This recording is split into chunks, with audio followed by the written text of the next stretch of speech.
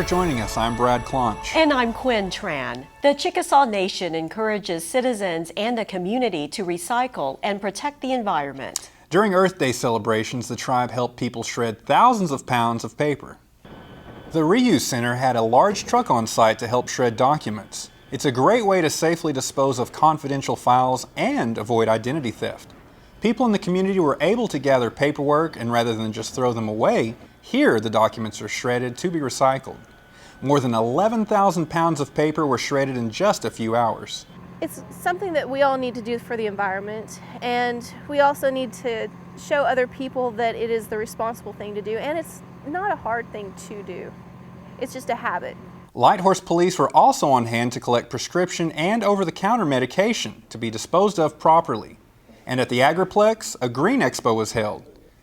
Local businesses set up booths to promote and share ways to be environmentally friendly. As part of Earth Day awareness, the Chickasaw Nation Division of Arts and Humanities hosted this special artist, Bunky Echohawk. People got to see him in action with his canvas and paints. Echohawk is co-founder and executive director of Envision. It's a national nonprofit that focuses on Native American youth development. His painting on this day focused on protecting trees and preserving the environment. The message that is on this tree is that you know not what you do, and that came about from the dialogue. Just people saying that the trees will be here, vegetation like Earth will go on its natural course, but the humans will not, or most likely will not. So it's about our relationship to the trees and to, having respect for our environment, for the trees and all vegetation and life. Echohawk is on tour. His next stop, the National Museum of American Indians in Washington, D.C. This month, 4 people will be inducted into the Chickasaw Nation Hall of Fame. They include a state and tribal judge, a historic governor, a tribal peacemaker, and a preservationist. The Hall of Fame ceremony will be held on May 3rd at Riverwind Showplace Theater in Norman. Tawana Spivey is known for his work in preserving the history, language, and material culture of Chickasaws and many other Oklahoma tribes. He helped research and restore the Chickasaw White House and helped with the preservation of the Chickasaw Council House. He resides in Medill on the original 140-acre Chickasaw allotment of his grandparents.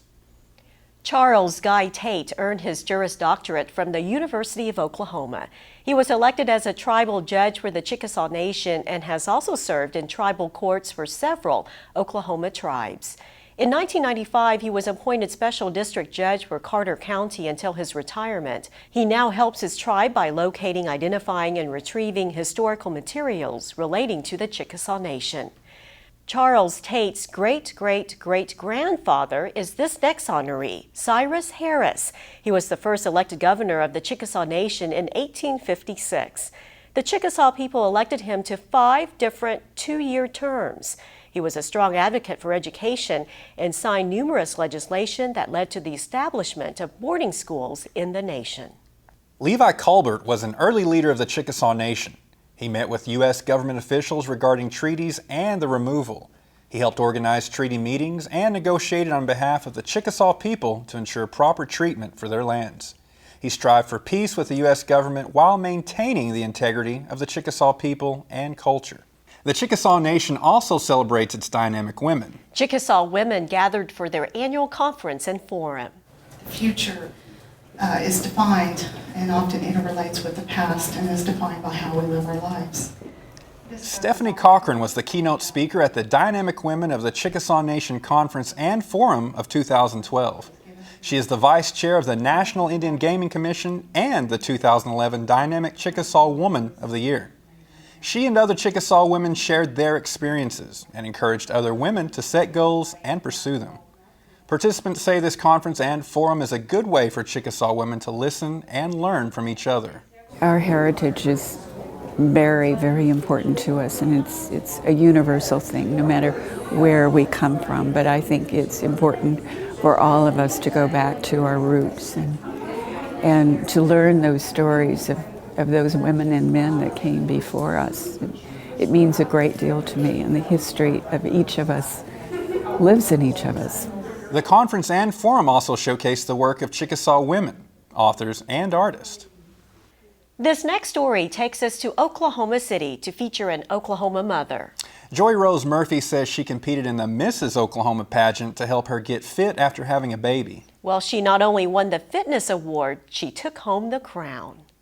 This is the coveted Mrs. Oklahoma crown and sash. Joy Rose Murphy holds the title of Mrs. Oklahoma 2012. She says it's an honor to represent the state and her hometown of Choctaw. You cannot beat the genuineness of the people.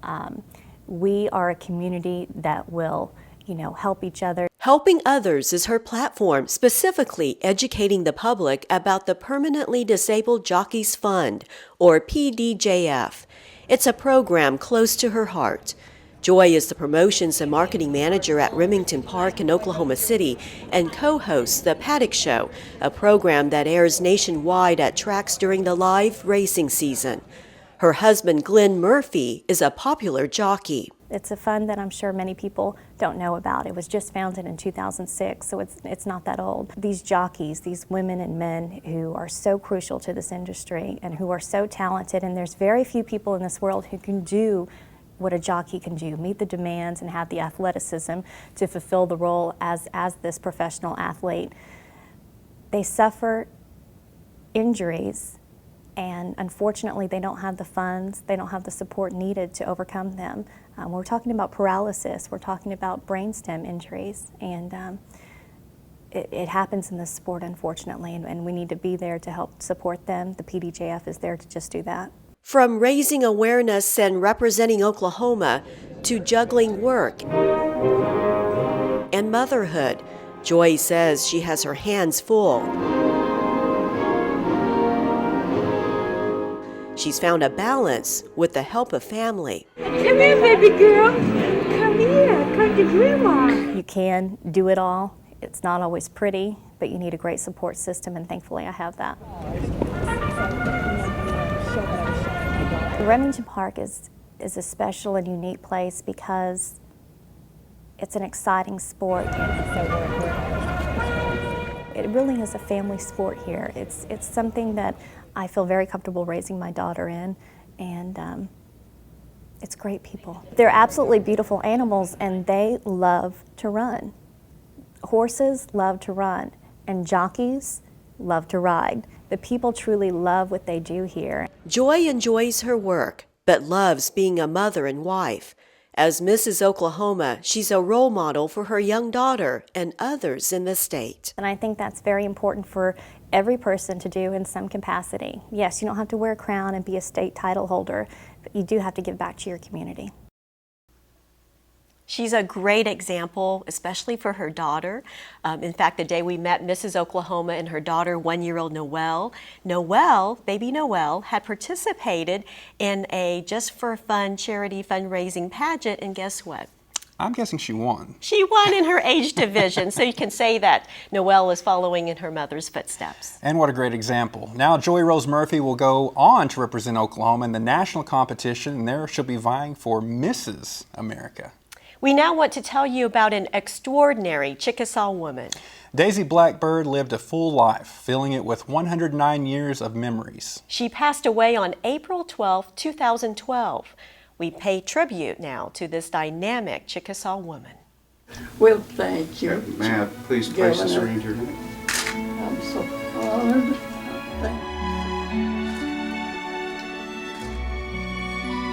Daisy Blackbird felt loved by her tribe.